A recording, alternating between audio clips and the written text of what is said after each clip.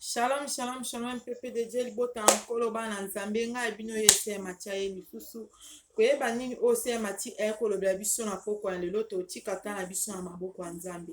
Alors soki se ya matia leki ezalaki prévu na leka te esalinga vraiment tellement pasi video ezo déranger motema na ngai. En tout cas Saint-Esprit touche nga mpona koleka mpona kosala analyse kosola ngo na bana nzambe mpe kotalisa bana nzambe nini ose ya matia ninga alobela libota na nkolo tokanga miso nyonso mpo totika ta na biso na maboko ya nzambe.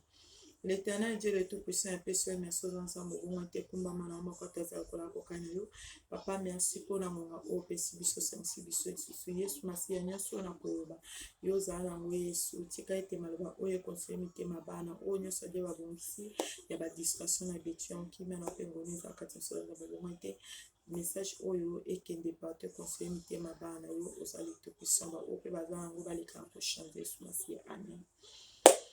Bien-aimé bana nzambe libota na nkolo en tout cas nafandaki na moni bavideo ezokota oyo alingi alanda se ya matisa motivi tosabone na se ya matisa motivi na 45 minutes ya pamba avec Jésus yo moto oza kosabone te ozorate makambo malamu. En tout cas naza vraiment tellement touché ndenge Saint-Esprit kabinga mpona koleka nasala pe analyse na kotalisa bana nzambe.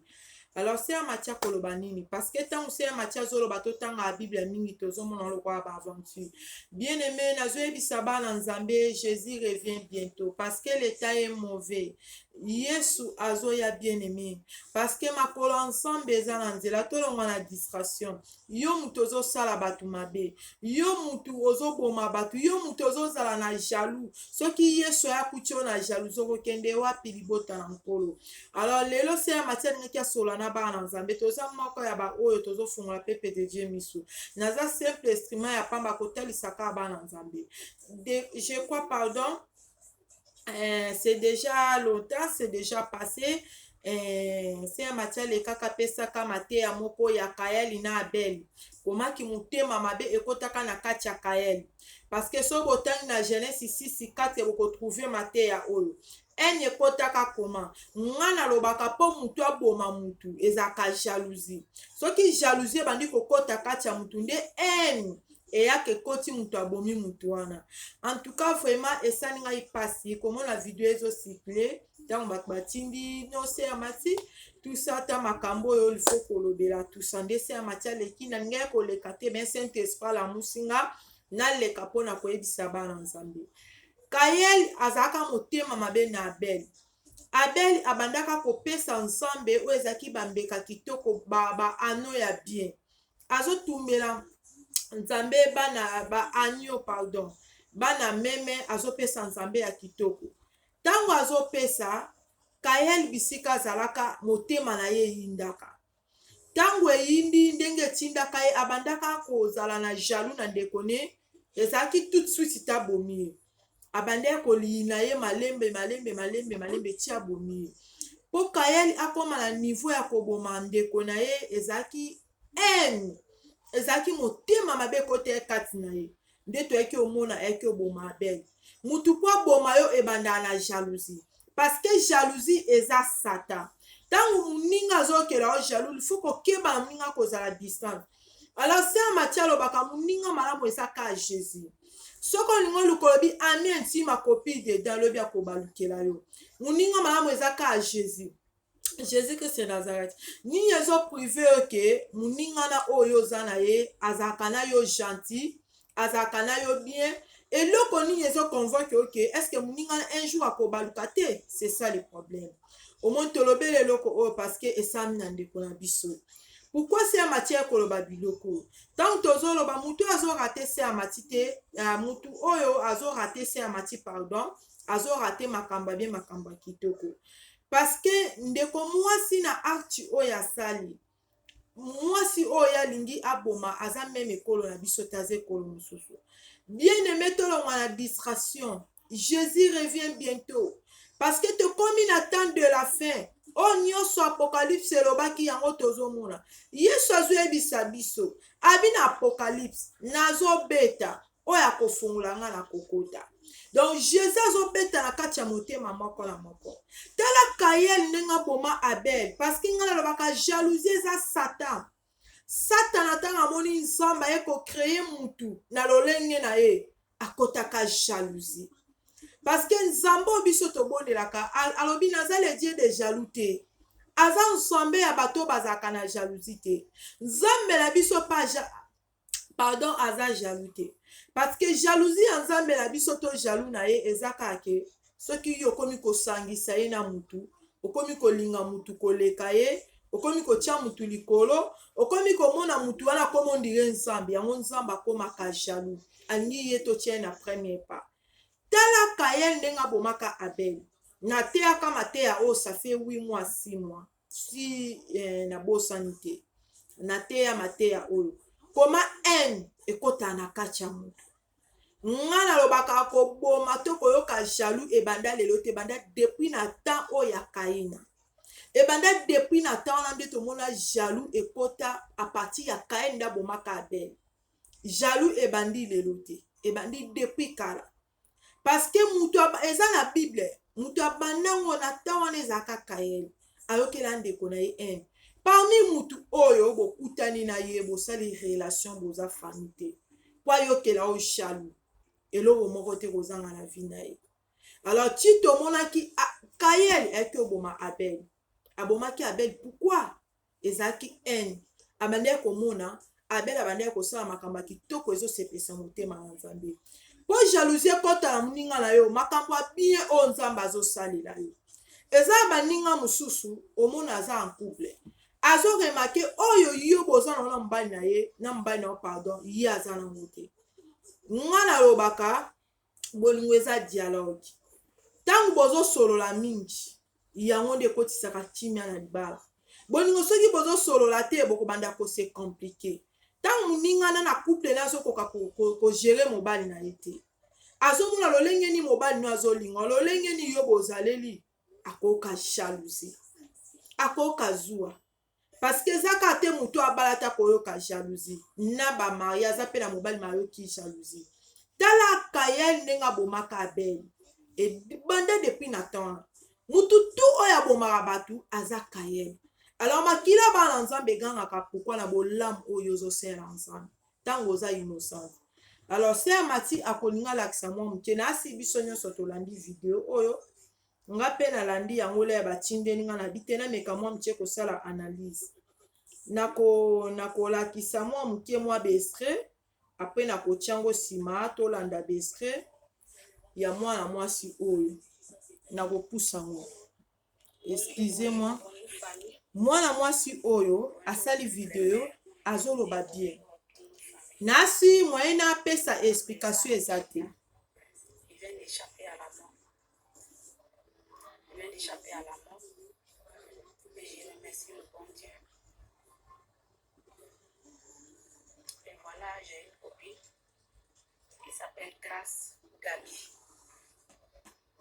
Grâce Gabi, qui vient du Congo RDC. Grâce, c'est une amie, mais on ne peut pas dire que c'est une amie. Je ne peux pas dire que...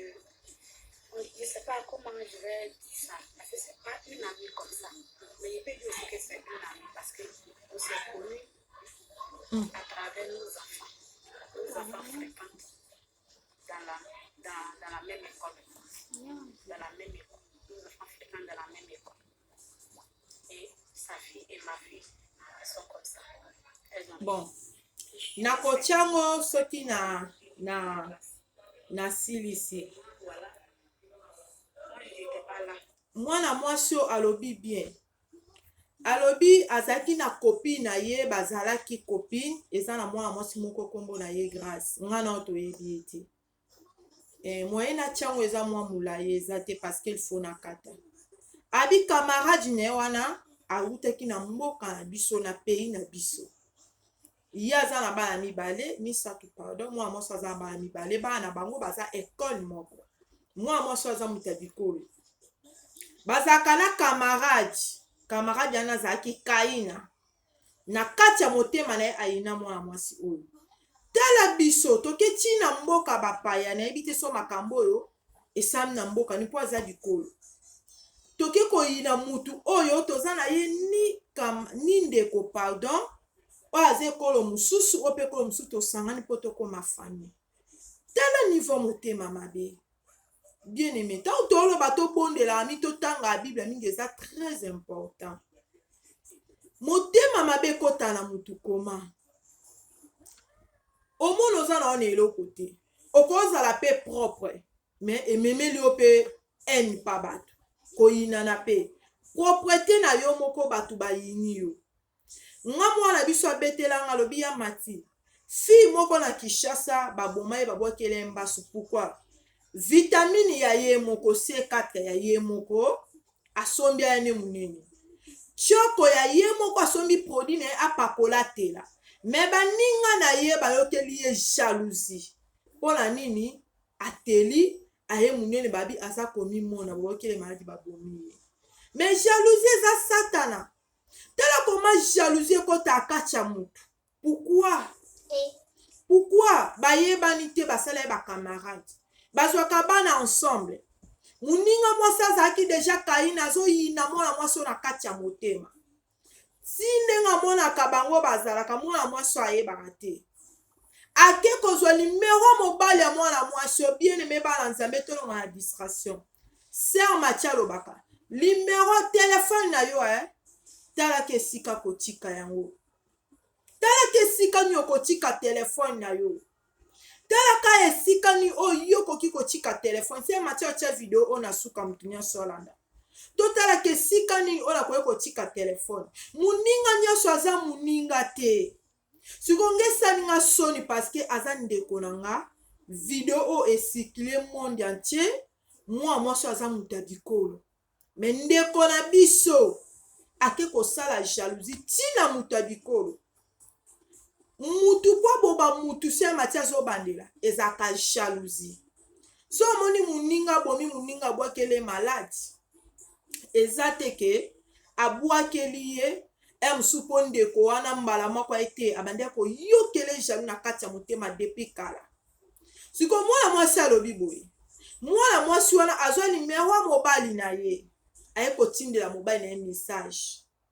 Ta kuku mobile ya muninge bana na ndeni yo benge kuku. Na ndeni ni. Nga soto bande ko solola na mobile na o bien. Alingi yo il faut na tia distance pour na respect.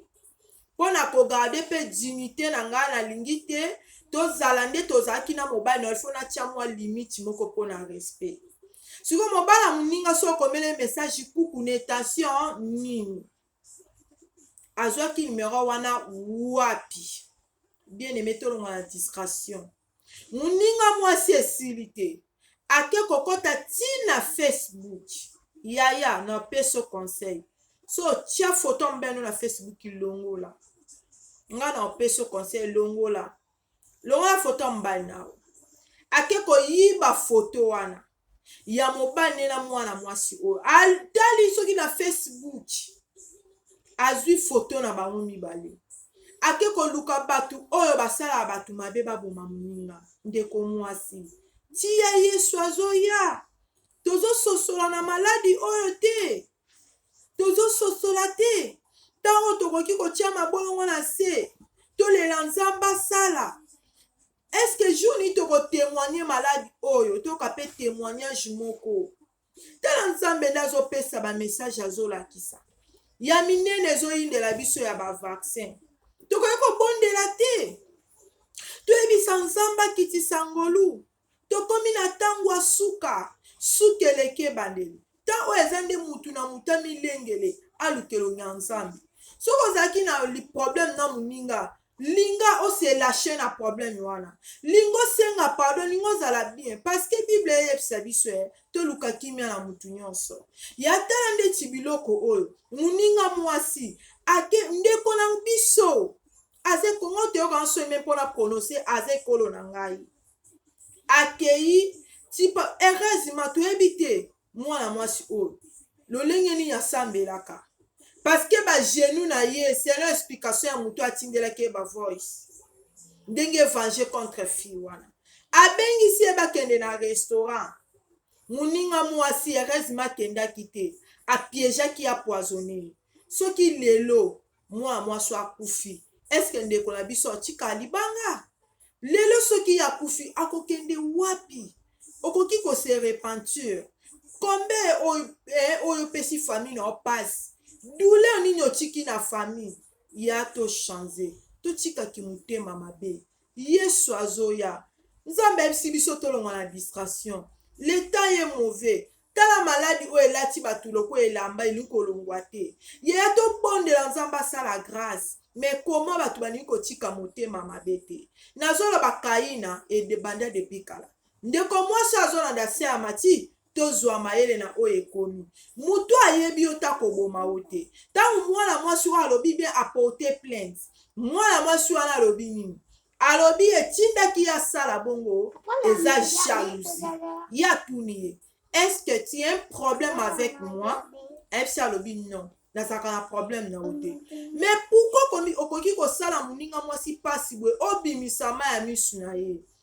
ayebisi ye eza jalousie na yo okelaka yo mais mwana mwasi wana femme ya question aza marie aza na mobali na ye na bana na ye mutu kwa boma mutu ezaka te face à la célibataire ndele tokoma komona kanga na bala ye nano abali te eza jalousie te appel mascara bakoma mpe kobatama akoki mpe kobatama na nsima wana olobi te tellement ye aza marie nga mpe naza maye tosetache entre biso na biso bamaye mpo tozalaka bien bamaye mitema malamu wana na kala bazala susu te bamaye bazalaka te nga naza lisolo moko bato moko tosala na bango voyage mutu asalaka bango voyage mwana mwasi moko azalaka wana ye mpe fala voyage mutu apoisonne cuisine na ye cuisine propre pourquoi aokelaka ye jaloux pourquoi mpo ya bala mobala docteur ere nyonso abetelaka ye nde mobali wana sokipa na ye yaya moninga malamu eza yesu soki oza na sekret na yo gardango yo na nzambe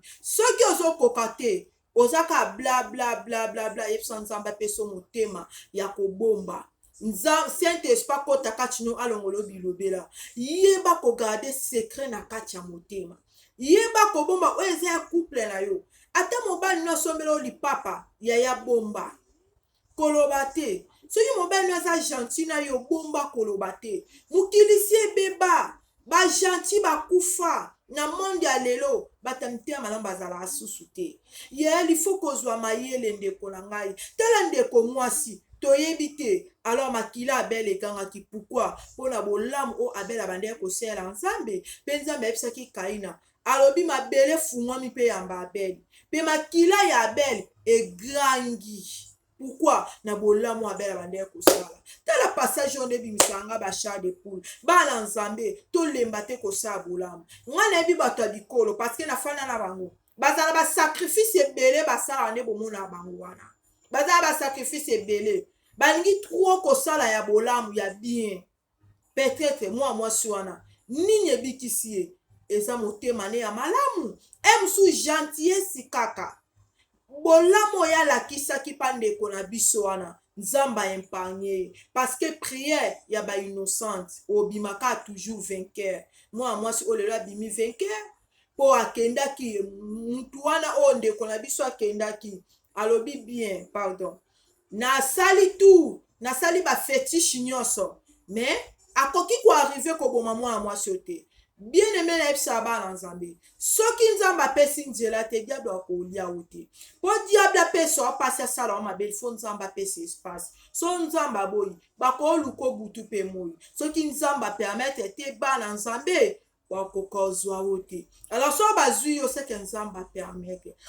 eza na eloko moko te esalamaki ezala volonté nzambe mosusu nzambe ebile pourkui permettre eloko wana ekoma mpo epesa biso mpe mayele ozomona ke mwa mwasi oyo aza innocente ozomona jalousie esika ememaka motu bana nzambe tomonana boye na bilongi na mitema tomonana te motema moto eza sanduku oyo ebombami na kati nzambe moto ayebi soki balobi bafongola yango biso nyonso tokima enveloppe biso osala matia simbi oyo nalakisi omona enveloppe mais oyo ebombami na kati ya enveloppe bien aimé oyebi te secret eza na kati ya enveloppe il faut kozala très prudence bapapa na nga bayaya banoko ya bana nga pe tanti na ye yanga bino ser na yo benda bino matoi. Le temps est mauvais, Jésus revient bientôt. Toza mayele na mokilo tozo vivre lelo. Mokili oyo eza su mokila malamu te. Tala ndeko na biso akia boma mwana mwasi na pona jalousie. Mais ye pas a marié, azaka bien na libala na ye.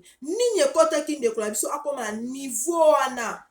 Pourquoi nini ngana otoyebi te. Mais Satan akoti kati na ye. Mutu so azokelo jaoulou. Satan a utilisé. Pourquoi Satan a utilisé mutu? Utilisé mutu na jalousie. Soki ozana ndeko na bozana esika mo obandi ki mutema mabe. Obandi ko okela ye mabe. Akobeta lisomo ko okela kolobi nenga miku misake na kati no motema ezoyinda. Bana nzambe tozaka très prudente.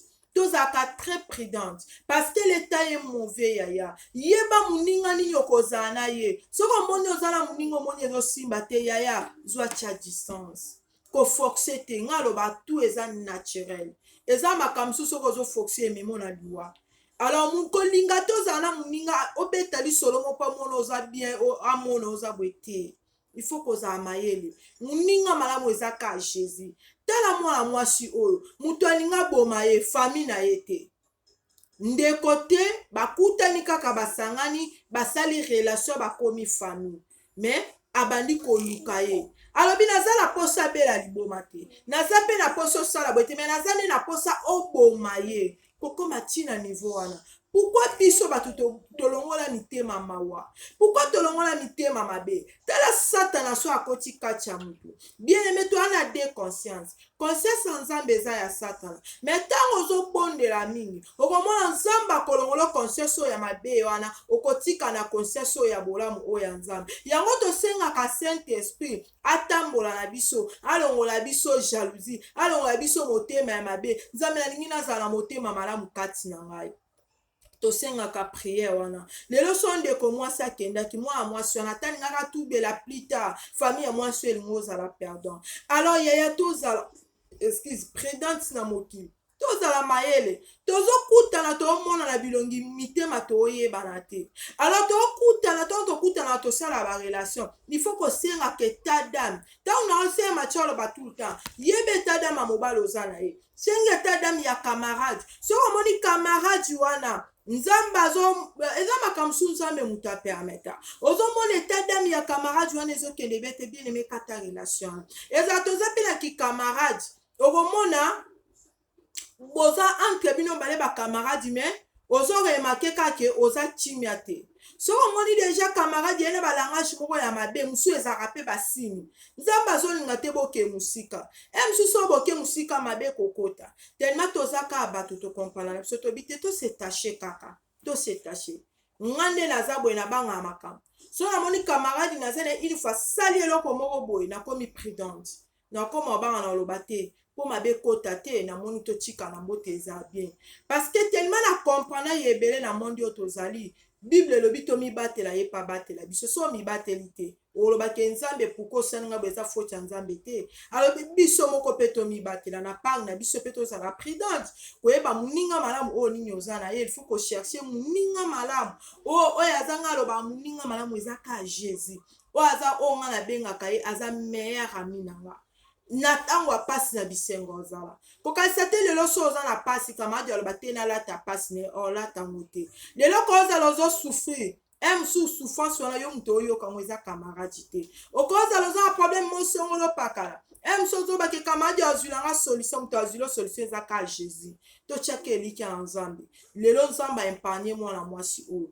en tout cas bana nzambe tosalaka bolamu babolamu na biso nde ekoganga liboso ya nzambe babolamu na biso nde ekoganga na mutu alinga sala wa mabe totikaki motema mabe Yesu azoya en tout cas si te pe na bolongo ya nzambe se ya Matthieu asengi biso to changer ba comportement na biso tala ndeko mwasi aninga kata vini atika bana ye mutu ayebi yo te akoboma yo te mutu abomaka mutu ayebi yo te okosama te approche nde mutu asalaka mabe mutu ayebi yo te eza difficile po ayebi point de faible ayebi point faible na yo te pardon amona lolenge nini akokota ta sala wa mabe mais mutu okabozala na approche ntango po pokwa ka ye mutu akota un jour aboma yo satan utiliza mutu aza mabe na yo alors eni so ebandi okota okobetelaka maadi likambo malamu aomona ngo mabe emiso ozobetela ye ntango nde na vivre wana me kati na ye aomona ngo kaka mabe yo yeba te motema na ebandi oyinda ebandi osala oje ya kayeli ti omona seni abe tokende na esika moko boye aki abomi yo mwana mwasi analobi nini nakoluka mutu mosusu aka oyo koki ete mutu mosusu asala nini aboma ye l'homme propose et Dieu dispose donc ye abongisaki nde mosusu nzambe epa abongiseli ye lelo tofini par quoi vérité ekobima mwana mwasi oyo heureusement nzambe abundeli ye aimpargne na mabe aye koyeba veke soki akende na restaurant mosusu lelo aza na bomoi te aza ya kokufa bandeko na nga na bolingo ya nzambe ngai ya bino se ya matia asengi biso tomeka kochange mpe totikaki motema mabe tobongola mitema na biso yesu azoya yaya luka camarade ni ozala na ye pembeni luka relation ni oyo okoki kosala moninga ni oyo okoki kokangama na ye mingi fo kotunaka etat d'âme ya moninga oyo oza na ye en tout cas tolonga na distraction tosima nzambe makasi pardon tolonga na distraction jésus revient bientôt mingi tokangama na nzambe alakisaka biso baninga oyo tozofana na bango ndeti nga so na moninga nga nayebisaka ye na préféraka obona nzambe alakisa osema Mathias Zanani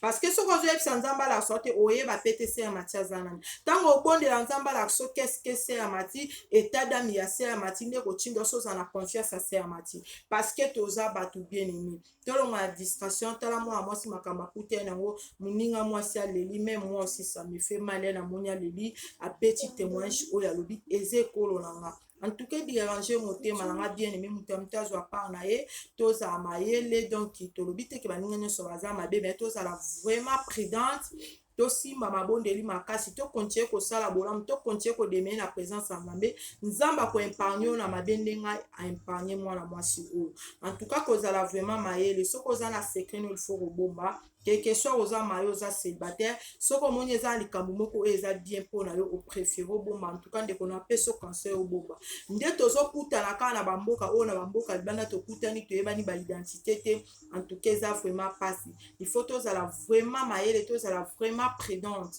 toyeba esika nini oyo tokoki kotia lokolo tala lelo toyebaki kala mpo motu ali oyo alifo azala famille na yo lelo omona moto aza famille na yo te mais akoti asali yo mabe donc ndoki ekoma na yo kaka te omambo famille po mambo famille pe ndenge aza na po akota pe na ndeko moko songolo pakala eza pe na mutu moko afungolaki porte ndenge permettre ya kota lelo ezala su bamambo famille te mutu moko akouta libanda bozo ekolo moko te boza famille te boyebani te maye kokota na kati ya vino asali yo mabe tala moninga mwasi ndeko mwasi asali yo tabi jalousie nde mutu ekotaki ye etindi ye asala mwana mwasi yo mabe totanga na Genèse 6:4 pardon 4:6 soki nabosani te tokomona makambo okomaki motema mabe bande kokota kati ya Kayel alors que motema mabe ebanda depuis na ntango ya Kayel tomona lolenge ni oyo abomaki version wana epesa biso mayele mpongo esalanga bachar de poule abomaki ye koma nini sepasaki nini oyo ekotaki kati ya Kayel mpo aboma ndeko na ye Abel donc lelo mpe tomona ndeko abomi ndeko na ye moko oyo toloba eza ndeko mpo ndeko aninga aboma ndeko me bakutu bayebani te bandeko te maninga kota kati ne ayelimine eza sata yango ilfo tosima mabondeli na osenga mpe ndeko wana luka nzambe akama na nzambe ase repentir asengaka bolimbisi mpa nzambe akopardonne parce que l'état ye mauvais lelo soko ake akokende wapi eza esprit satana kota akati ya mutu posala mutu mabe soki asalaki ye mabe apo ye alingaki aregrete esprit wana ebimekei c'est ça aussi diable akota na haine ako haine déjà ekotaki kati na ye diable so aoluka façon nini autilize azozwa te akoutilize te mais so amoni olakisi ka comportement mo ya mabe devant moninga na yo haine moko ekoti kati na diable alobi awa na kozwa ye sika akotela yango wana il faut to éviter kozala mote ya mabe na moninga en tout cas eza na litomba te efuta te mpona lelo se ya mati asuki awa oyo asepeli na video ase ya mati aime yango en tout cas nzambe akosepela nango mingi tosabone nzambe alingi biso mingi se ya mati mpe alingi biso asumi na baoyo balingiki na baoyo balingi te se ya mati alingi biso kaka tosabone vraiment olingi olanda bahistoire be makambo ya kitoko tosabone kosala bien mwa mikolo se ya mati aleki te lelo tomonani se ya mati akozongisa video oyo bandeko oyo mpe bandeko oyo balandi yango te bakomeka vraiment mpe kolanda yango mpasi ya mati video ya ndeko oyo se mati yaki kaka na minti moke ameka mwa kosala mwa analyse moke na video oyo nini ese passe mpona ndeko mpona leo se ya mati soki awa se ya mati alingi biso nyonso mingi na boluma nzambe soki osabone kosepelisa mpe motema na nzambe ndeko alors na kotia yango tolanda yango ntina suka kolekisa yango te koloba osuni yango sere osini na olanda ye te mase priye yango makambo abe eza makambo ya kitoko oyo kosepelisa motema na nzambe tolongwa na distraction leta ye mauvais bien aimé na bolingwa nzambe se ya matia soki awa pardon nzambe abatela babutu na bino au revoir toyoki mpa lobi aza ami na ye tobandela nyonso tosukisa ya yesu pardon yawe na peso nyonso oza nzambe obongo te komama noza tokisa na eshale makota eza mpona koka na yo nyonso bandela ye bandekuna suka papa mpesi yango tosodela lokomelo merci seigneur jésus christ amen se matia alobaki osaka 30 minutes ya pamba. Au revoir. Comme on a dit, à la prochaine fois. Au revoir.